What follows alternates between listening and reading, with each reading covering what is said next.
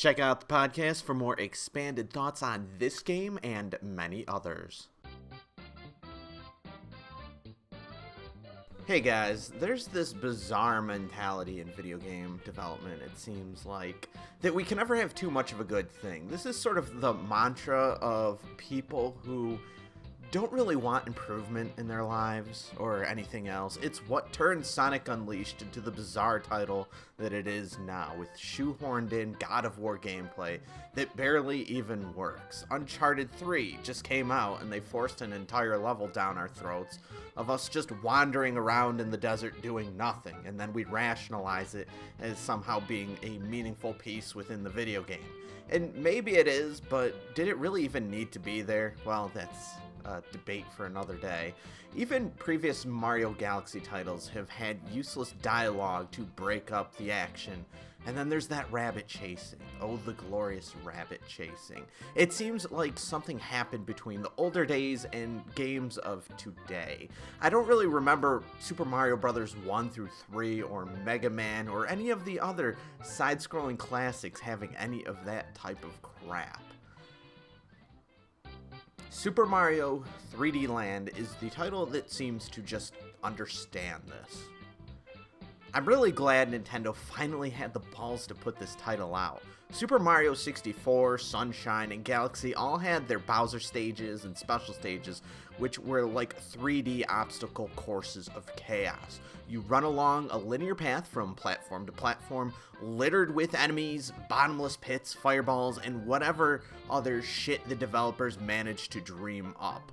They were like delicious treats that harken back to the old days, and they really kicked a lot of ass. Super Mario 3D Land is a title that does nothing but this.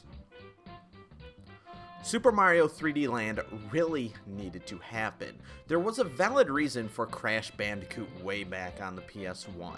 It was poised to be Sony's answer to Mario 64, and while it sometimes felt restricted, it was a title potent with quality gameplay. Here, Super Mario 3D Land takes that concept and at times outcrashes the Bandicoot himself. The jump time, physics, and maneuverability of most great Mario titles is all right here. You wall jump, long jump, and backflip, and the heavy emphasis on the Tanuki suit is really well done. The power-ups are plentiful and once again a bonus rather than a necessary item you need to complete an objective. They have remembered what a power-up actually is. At first I wasn't too blown away by this game due to the ease of some of the beginning levels. The first half of your first playthrough feels kind of standard. Later levels become true awesome pains in the ass that require a lot of skill to play right. The level design becomes brilliant and it is incredibly fun. Then, once you beat the game, harder versions of the previous levels unlock, doubling the initial gameplay experience that you thought you would have. And these new versions are much better and a lot more fun.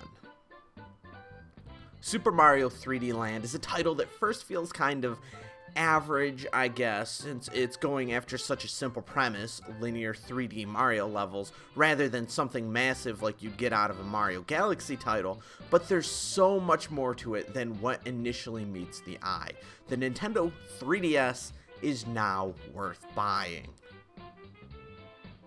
Super Mario 3D Land for the Nintendo 3DS receives a 9 out of 10.